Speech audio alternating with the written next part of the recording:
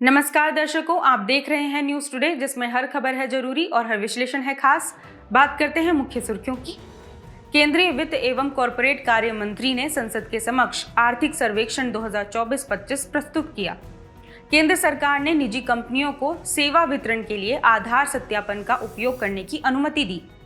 Ramsar convention के अंतर्गत भारत की 4 और आर्द्र भूमियां शामिल की गई। एक नए अध्ययन से पता चला है कि सुंदरवन प्राकृतिक और मानव निर्मित संकट का सामना करने में किस तरह से सक्षम है। कर्नाटक सरकार ने असाध्य बीमारी से पीड़ित मरीजों को सम्मान के साथ मरने का अधिकार दिया। श्रमिकों के लिए व्यापक सामाजिक सुरक्षा मॉडल का मसौदा तैयार करने के लिए 3 समितियां गठित की गई। चलिए बढ़ते हैं आज की पहली मुख्य खबर की ओर। केंद्रीय वित्त एवं कॉरपोरेट कार्य मंत्री ने संसद के समक्ष आर्थिक सर्वेक्षण 2024-25 प्रस्तुत किया। आर्थिक सर्वेक्षण भारतीय अर्थव्यवस्था के प्रदर्शन और सरकारी नीतियों के साथ साथ आगामी वित्त वर्ष के लिए आउटलुक का संकलन है। संकलनकर्ता इसे मुख्य आर्थिक सलाहकार यानी कि CEA के मार्गदर्शन में तैयार किया जाता है। इसे केंद्रीय वित्त मंत्रालय का आर्थिक कार्य विभाग तैयार करता है। आर्थिक सर्वेक्षण 2024-25 का फोकस विनियमन के माध्यम से घरेलू समृद्धि और लचीलापन बढ़ाना। आर्थिक सर्वेक्षण 2024-25 के मुख्य बिंदुओं पर एक नजर डालें तो पहला है वास्तविक सकल घरेलू उत्पाद। यह चालू वित्त वर्ष 2025 में अर्थव्यवस्था के मांग पक्ष से आर्थिक गतिविधि को दर्शाता है। यह आगामी वर्ष यानी वित्त वर्ष 2026 में 6.4% आंका गया है। दूसरा है हेडलाइन मुद्रास्फीति यानी कि समग्र मूल्य स्तर में वृद्धि की माप। कोर मुद्रास्फीति में कमी आने के कारण हेडलाइन मुद्रास्फीति में भी कमी आ रही है। कोर मुद्रास्फीति की बात करें तो खाद्य और ऊर्जा को छोड़कर वस्तुओं एवं सेवाओं में मुद्रास्फीति होती है। तीसरा है वैश्विक चुनौतियों के बीच निर्यात वृद्धि। वित्त वर्ष 2025 के पहले 9 महीनों में वस्तु और सेवा दोनों में कुल निर्यात $600 बिलियन से अधिक हो गया था। आइए सर्वेक्षण में व्यक्त की गई चिंताओं के बारे में भी जान लेते हैं। पहला है प्रतिकूल वैश्विक आर्थिक परिवेश। बढ़ते व्यापार संरक्षणवाद ने वैश्विक व्यापार और निवेश को धीमा कर दिया है। दूसरा है चीन का विनिर्माण क्षेत्र में प्रभुत्व। वैश्विक उत्पादन में चीन का योगदान 1/3 है, जो अगले 10 बड़े देशों के संयुक्त उत्पाद से भी अधिक है। तीसरा है भारत के सामने कई बाधाएं हैं। एक महत्वाकांक्षी अर्थव्यवस्था की बुनियादी संरचना और निवेश आवश्यकताओं को पूरा करने के लिए आवश्यक पैमाने एवं गुणवत्ता पर क्रिटिकल गुड्स का उत्पादन करना। चलिए अब सर्वेक्षण में की गई सिफारिशों को भी देख लेते हैं। पहला है अर्थव्यवस्था को विनियमन मुक्त करना। इसके अंतर्गत आर्थिक समृद्धि को बढ़ावा देने, व्यापार करने की लागत को कम करने तथा रोजगार एवं आय सृजन को बढ़ावा देने के लिए विनियमनों को सरल बनाना चाहिए। दूसरा है बुनियादी ढांचे के विकास पर ध्यान देना। इसमें भौतिक, डिजिटल और सामाजिक बुनियादी ढांचे में सार्वजनिक व्यय को प्राथमिकता दी जानी चाहिए। विकसित भारत @2047 के तहत परियोजनाओं को आगे बढ़ाने के लिए निजी क्षेत्र की भागीदारी महत्वपूर्ण होगी। तीसरा है बाधा न बनना। व्यवसायों को अपने मूल मिशन पर ध्यान केंद्रित करने की सुविधा प्रदान कर सरकारें महत्वपूर्ण योगदान दे सकती हैं। इससे नवाचार को बढ़ावा देने और प्रतिस्पर्धात्मकता बढ़ाने में मदद मिल सकती है। चलिए बढ़ते हैं अगली मुख्य खबर की ओर। केंद्र सरकार ने निजी कंपनियों को सेवा वितरण के लिए आधार सत्यापन का उपयोग करने की अनुमति दी। केंद्रीय इलेक्ट्रॉनिक्स और सूचना प्रौद्योगिकी मंत्रालय यानी MEITY ने सुशासन के लिए आधार सत्यापन, सामाजिक कल्याण, नवाचार, विज्ञान संशोधन नियम 2025 अधिसूचित किए हैं। यह अधिसूचना 2020 के नियमों में बदलाव के लिए जारी की गई है। ये नियम आधार, वित्तीय और अन्य सब्सिडियों, प्रसुविधाओं और सेवाओं का लक्षित परिदान अधिनियम 2016 के तहत अधिसूचित किए गए हैं। आइए वर्ष 2020 के नियमों में किए गए नए संशोधन के बारे में भी जान लेते हैं। पहला है आसान जीवन यानी ईज ऑफ लिविंग के लिए आधार सत्यापन का विस्तार किया गया है। इस संशोधन से सरकारी और गैर सरकारी संस्थाओं को जनहित में आधार सत्यापन के माध्यम से सेवाएं प्रदान करने की अनुमति मिल गई है। इस संशोधन के माध्यम से ई-कॉमर्स, यात्रा, पर्यटन, आतिथ्य यानी कि हॉस्पिटैलिटी और स्वास्थ्य सेवा जैसे क्षेत्रकों द्वारा प्रदान की गई सेवाओं को कवर किया गया है। आधार सत्यापन के अनुरोधों की मंजूरी प्रक्रिया को आसान बनाया गया है। आधार सत्यापन का उपयोग करने के इच्छुक संस्थानों को एक अलग पोर्टल के जरिए संबंधित मंत्रालय या विभाग के पास आवेदन करना होगा। भारतीय विशिष्ट पहचान प्राधिकरण UIDAI इन आवेदनों की समीक्षा करेगा तथा इलेक्ट्रॉनिक्स और सूचना प्रौद्योगिकी मंत्रालय MEITY उसकी सिफारिशों के आधार पर मंजूरी देगा। MEITY की पुष्टि के बाद संबंधित मंत्रालय या विभाग संस्था को अनुमति देने संबंधी अधिसूचना जारी करेगा। चलिए नए संशोधनों के महत्व को भी समझ लेते हैं। पहला है गवर्नेंस में सुधार होगा और नवाचार को बढ़ावा मिलेगा।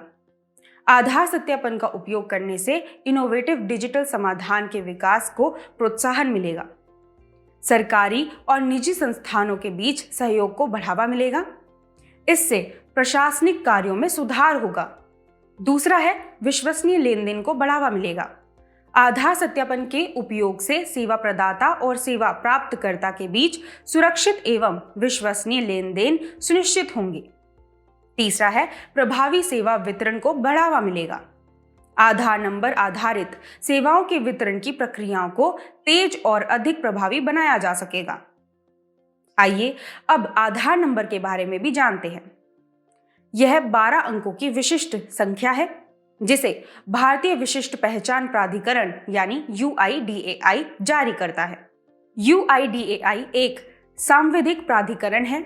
इसे आधार अधिनियम 2016 के तहत स्थापित किया गया है। आधार नंबर में जनसांख्यिकीय डेटा यानी नाम, लिंग, जन्म तिथि व पता और बायोमेट्रिक डेटा यानी कि फिंगरप्रिंट, आइरिस स्कैन और चेहरे की फोटो शामिल होते हैं। आधार अधिनियम 2016 की धारा 7 को देखें तो सरकार केंद्र या राज्यों की संचित निधि से वित्त पोषित योजना का लाभ या सब्सिडी प्राप्त करने हेतु लाभार्थियों के लिए आधार नंबर को अनिवार्य बना सकती है। आधार मेटा डेटा की बात करें तो सुप्रीम कोर्ट के अनुसार आधार डेटा को 6 महीने से अधिक समय तक संग्रहित नहीं किया जा सकता। रामसर कन्वेंशन के अंतर्गत भारत की 4 और आर्द्रभूमियां शामिल की गईं। इसके बाद रामसर कन्वेंशन के अंतर्गत भारत की आर्द्रभूमियों की संख्या 85 से बढ़कर 89 हो गई है। ये एशिया में सबसे बड़ी संख्या है जबकि विश्व स्तर पर तीसरी सबसे बड़ी संख्या है। इन 4 आर्द्रभूमियों को तमिलनाडु, सिक्किम और झारखंड से शामिल किया गया है।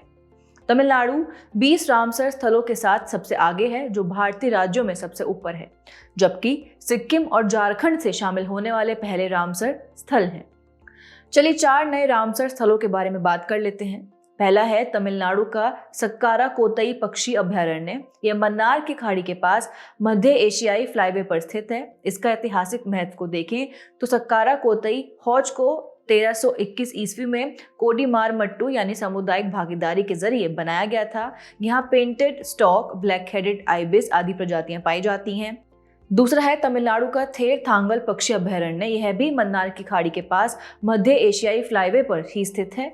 यह painted stock, black headed ibis, spot billed pelican आदि प्रजातियों का पर्यावास है। ये बबूल यानी अकेसिया निलोटिका वृक्षों के लिए भी विख्यात है। तीसरा है सिक्किम का खेचे ओपलरी वेटलैंड। इसे विशिंग लेक के नाम से भी जाना जाता है। ऐसा माना जाता है कि यह इच्छाएं पूरी करती है। स्थानीय रूप से इसे शोजो शो यानी ओह लेडी सिट हियर कहा जाता है। इसे मूल रूप से खाचोट पालरी भी कहा जाता है। इसका अर्थ पद्म संभव का स्वर्ग है। यह सर्क प्रकार की आर्द्रभूमि है। इसे बौद्ध और हिंदू दोनों द्वारा पवित्र माना जाता है। और चौथा है झारखंड का उधवा झील। इसका नाम भगवान कृष्ण के मित्र महाभारत के संत उद्धव के नाम पर रखा गया है। इसे वन्यजीव अभयारण्य और महत्वपूर्ण पक्षी क्षेत्र यानी IBA घोषित किया गया है।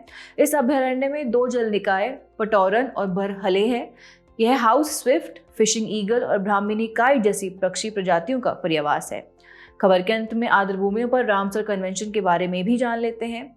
इसे 1971 में रामसर ईरान में अपनाया गया था। इसका उद्देश्य आर्द्रभूमियों के संरक्षण और उनके जिम्मेदारीपूर्ण उपयोग हेतु राष्ट्रीय और अंतर्राष्ट्रीय प्रयासों के लिए एक फ्रेमवर्क प्रदान करना है।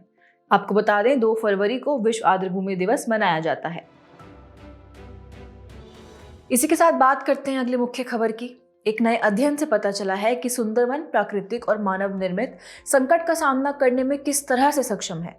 यह अध्ययन IIT बॉम्बे, कोलकाता में स्थित भारतीय विज्ञान शिक्षा एवं अनुसंधान संस्थान और राष्ट्रीय सुदूर संवेदन केंद्र यानी इसरो, हैदराबाद के शोधकर्ताओं ने किया है। इस अध्ययन से यह तथ्य उजागर हुआ है कि सुंदरवन चरम मौसम और प्रदूषण को सहने में सक्षम है, लेकिन उसकी स्वयं की पुनर्बहाली करने की क्षमताओं की भी सीमाएं हैं। चलिए इस अध्ययन में सुंदरवन के मैंग्रोव से संबंधित मुख्य बिंदुओं पर एक नजर डालते हैं। पहला है, मैंग्रोव चरम मौसमी दशाओं को सहने में सक्षम है। मैंग्रोव ने चक्रवातों और तूफानों जैसी चरम मौसमी घटनाओं को काफी हद तक सहने की क्षमता को प्रदर्शित किया है तथा वे आपदाओं से प्रभावित होने के 1-2 सप्ताह बाद ही पुनः सामान्य हो जाते हैं। दूसरा है, पोषक तत्व स्थिरता। मानव जनित जल प्रदूषण के कारण पोषक तत्व संरचना में गिरावट के बावजूद मैंग्रोव की उत्पादकता स्थिर बनी रहती है, कि संकट के दौरान भी मैंग्रोव की सुचारू कार्य प्रणाली की क्षमता को दर्शाता है। और तीसरा है, बेहतर लिंक, स्ट्रेंथ और मेमोरी। मैंग्रोव जल वर्षा, तापमान व वायु गति जैसे मौसम विज्ञान संबंधी घटकों के साथ लिंक, स्ट्रेंथ और मेमोरी में वृद्धि करके अपनी उत्पादकता को स्थिर या संतुलित बनाए रखते हैं। पादप में मेमोरी का अर्थ चक्रवात जैसी अतीत की प्रतिकूल घटनाओं के प्रति की गई प्रतिक्रियाओं को याद रखना और उन्हें भविष्य में उपयोग हेतु संग्रहित करना है। चलिए मैंग्रोव के बारे में भी जान लेते हैं। मैंग्रोव एक काष्ठीय पादप है जो समुद्र और भूमि के बीच कुछ समय के लिए ज्वार से जलमग्न रहने वाले क्षेत्रों में पाया जाता है। मैंग्रोव प्रजाति की मुख्य विशेषताओं की बात करें तो मैंग्रोव समुद्र के पास खारे पानी में पनपने वाला एकमात्र पादप है। ये उच्च कार्बन घनत्व और उच्च कार्बन सीक्वेस्ट्रेशन के कारण वैश्विक कार्बन बजट का एक अनिवार्य घटक है। साथ ही इन्हें अक्सर ब्लू फॉरेस्ट या वेटलैंड इकोसिस्टम इंजीनियर के नाम से भी जाना जाता है। भारत में सुंदरवन के अलावा मैंग्रोव देखें तो उड़ीसा में भीतरकनिका, तमिलनाडु में पिचावरम वन, गोवा में चोराओ द्वीप, गुजरात में कच्छ की खाड़ी, केरल में वेम्बनाड कोल, अंडमान और निकोबार द्वीप समूह आदि हैं। खबर के अंत में सुंदरवन के बारे में भी जानकारी प्राप्त कर लेते हैं। सुंदरवन दक्षिण एशिया, भारत और बांग्लादेश में गंगा ब्रह्मपुत्र मेघना डेल्टा में स्थित है। इसका वैश्विक महत्व समझे तो यह विश्व का सबसे बड़ा सतत या अविखंडित मैंग्रोव वन है। इसे यूनेस्को विश्व धरोहर स्थल और अंतर्राष्ट्रीय महत्व के रामसर स्थल के रूप में मान्यता प्राप्त है। आपको बता दें कि भारतीय सुंदरवन को पारिस्थितिकी तंत्र की IUCN रेड लिस्ट के तहत 2020 के आकलन में एंडेंजर्ड के रूप में वर्गीकृत किया गया था। अब पारिस्थितिकी तंत्र सेवाएं देखें तो ये तटीय समुदायों को बाढ़ से बचाने के लिए रक्षा की पहली पंक्ति के रूप में कार्य करता है। ये लाखों लोगों की आजीविका और नीली अर्थव्यवस्था का समर्थन करता है आदि। कर्नाटक सरकार ने असाध्य बीमारी से पीड़ित मरीजों को सम्मान के साथ मरने का अधिकार दिया। राज्य सरकार ने यह निर्णय सुप्रीम कोर्ट के उस फैसले के अनुरूप लिया है जिसमें यह कहा गया था कि असाध्य बीमारी से ग्रसित मरीजों को सम्मान के साथ मरने का अधिकार यानी right to die with dignity प्राप्त है। यह निर्देश लागू करने वाला कर्नाटक देश का दूसरा राज्य है। ऐसा पहला राज्य केरल है। चलिए सुप्रीम कोर्ट के निर्णय के मुख्य बिंदुओं पर एक नजर डालते हैं। पहला है, कॉमन कॉज बनाम भारत संघ एवं अन्य 2018 मामले में सुप्रीम कोर्ट ने सम्मान के साथ मरने के अधिकार को अनुच्छेद 21 के तहत मौलिक अधिकार माना था। इसी निर्णय में निष्क्रिय इच्छा मृत्यु यानी पैसिव यूथनेशिया की कानूनी वैधता को बरकरार रखा गया था। इच्छा मृत्यु यानी यूथनेशिया का अर्थ है किसी रोगी के जीवन को जानबूझकर समाप्त करना जिससे उसे असहनीय पीड़ा और लाइलाज बीमारी से मुक्ति मिल सके। हालांकि 2023 में सुप्रीम कोर्ट ने निष्क्रिय इच्छा मृत्यु के लिए अग्रिम चिकित्सा निर्देशों यानी एडवांस मेडिकल डायरेक्टिव्स को लागू करने के तरीके पर पहले की संविधान पीठ के कुछ निर्देशों को और सरल बना दिया था। अब निष्क्रिय इच्छा मृत्यु यानी पैसिव यूथनेशिया के बारे में भी बात कर लेते हैं। इसके तहत लाइफ सस्टेनिंग ट्रीटमेंट LST यानी जीवन रक्षक उपचार को रोक दिया जाता है या हटा दिया जाता है। यह उन असाध्य बीमारियों के मरीजों के लिए उपलब्ध है जो लंबे समय से इलाज करा रहे हैं लेकिन उनके ठीक होने की कोई संभावना नहीं है और वे स्वयं निर्णय लेने में सक्षम नहीं हैं। इसके विपरीत सक्रिय इच्छा मृत्यु यानी एक्टिव यूथनेशिया में किसी असाध्य बीमारी से पीड़ित मरीज के स्वैच्छिक आग्रह पर जानबूझकर उसे मृत्यु देना है। भारत में सक्रिय इच्छा मृत्यु गैर कानूनी है। केंद्रीय स्वास्थ्य और परिवार कल्याण मंत्रालय ने असाध्य बीमारी से ग्रसित मरीजों के लिए जीवन रक्षक उपचार की वापसी पर दिशा निर्देश का ड्राफ्ट जारी किया है। खबर के अंत में असाध्य बीमारी से ग्रसित मरीजों के लिए जीवन रक्षक उपचार की वापसी पर दिशा निर्देश भी जान लेते हैं। पहला है जीवन रक्षक उपचार एलएसटी को कुछ विशेष परिस्थितियों में वापस लिया जा सकता है, जैसे जब किसी व्यक्ति को ब्रेन स्टेम डेथ घोषित किया जाता है।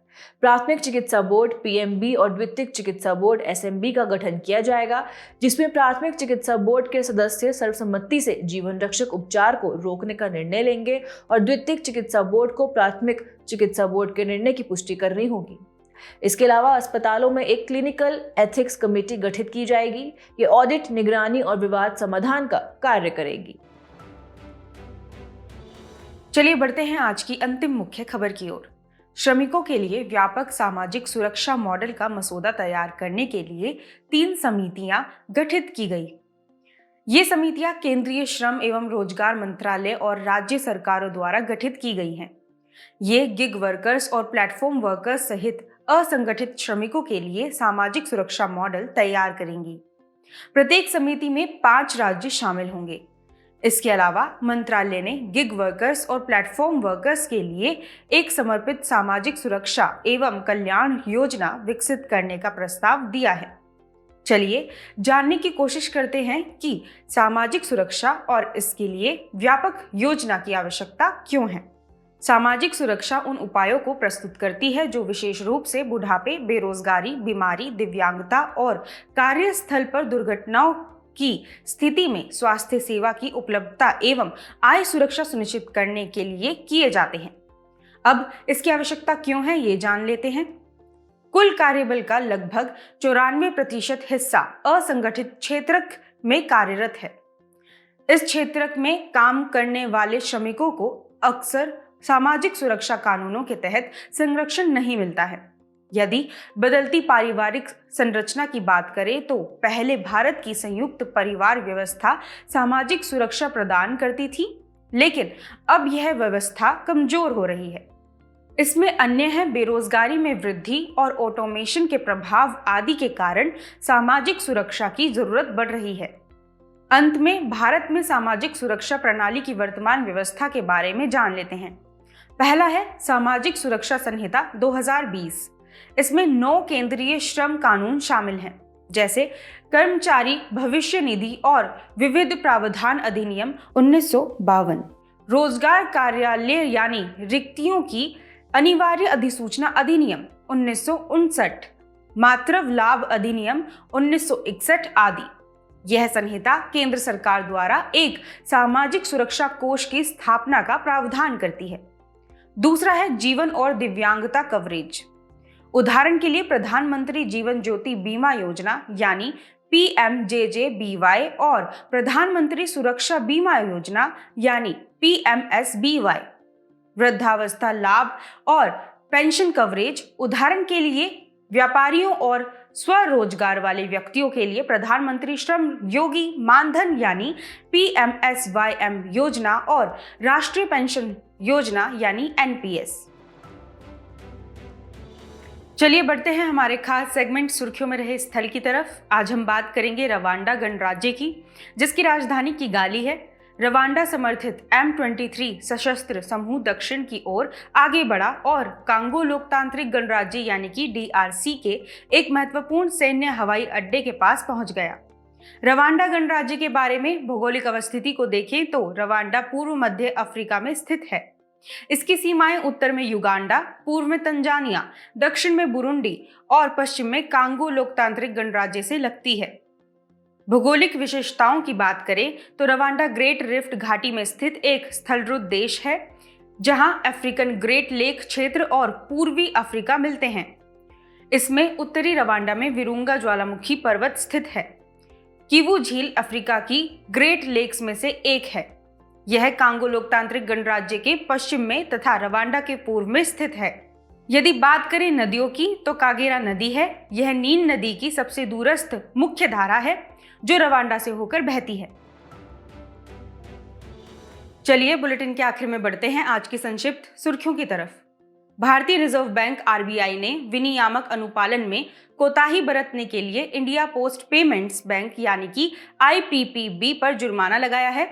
IPPB की स्थापना 2018 में हुई थी। इस बैंक की 100% हिस्सेदारी भारत सरकार के पास है। गुजरात सरकार ने गुनेरी के अंतर्देशीय मैंग्रोव को जैव विविधता विरासत स्थल यानी कि बायोडायवर्सिटी हेरिटेज साइट के रूप में अधिसूचित किया है। यह स्थल कच्छ जिले में स्थित है। यह गुजरात का पहला जैव विविधता विरासत स्थल है। हाल ही में यमुना बोर्ड ने कहा कि यमुना नदी में हर साल अमोनिया का स्तर बढ़ जाता है। इसके तटीय राज्य और केंद्र शासित प्रदेश इस समस्या से निपटने के लिए समेकित रूप से कार्य नहीं करते हैं। भारतीय मानक ब्यूरो के अनुसार पेयजल में अमोनिया की स्वीकार्य अधिकतम मात्रा 0.5 पार्ट्स प्रति मिलियन यानी ppm होनी चाहिए। आंध्र प्रदेश की अराकू घाटी में चाली नामक अराकू महोत्सव का आयोजन किया गया। यह पूर्वी घाट का हिस्सा है। यह समुद्र तल से 600 मीटर से 900 मीटर की औसत ऊंचाई पर स्थित है। 3 किलोग्राम से कम वजन वाले एक छोटे डिटेक्टर ने सफलतापूर्वक एंटी न्यूट्रिनो की पहचान की है, जो न्यूट्रिनो के एंटी मैटर के समकक्ष है। न्यूट्रिनो सब एटॉमिक पार्टिकल्स होते हैं। इनमें विद्युत आवेश नहीं होता है और इनका द्रव्यमान अत्यंत कम या शून्य भी हो सकता है। रेल मंत्रालय ने स्वरेल नामक सुपर ऐप विकसित किया है। यह रेलवे की अलग अलग सेवाओं को एक सिंगल प्लेटफॉर्म से जोड़ता है। स्वरेल ऐप के जरिए आरक्षित टिकट, अनारक्षित टिकट और प्लेटफॉर्म टिकट बुकिंग जैसी सेवाएं प्राप्त की जा सकती हैं। OpenAI ने प्रोटीन इंजीनियरिंग में कदम रखते हुए एक मॉडल GPT-4b माइक्रो विकसित किया है। यह मॉडल यामानाका फैक्टर्स को बढ़ाता है। अमेरिका के FDA ने सुजेट्रिजिन को मंजूरी दे दी है।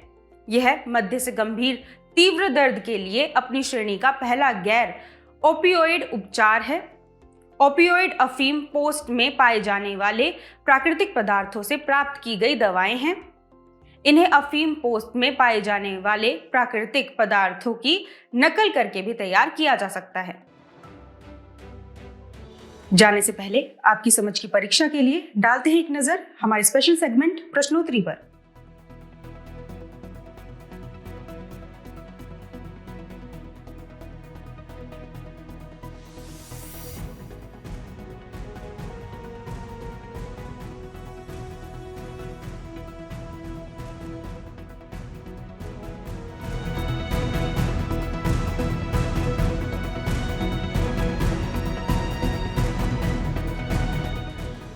हमसे जुड़ने के लिए आपका धन्यवाद।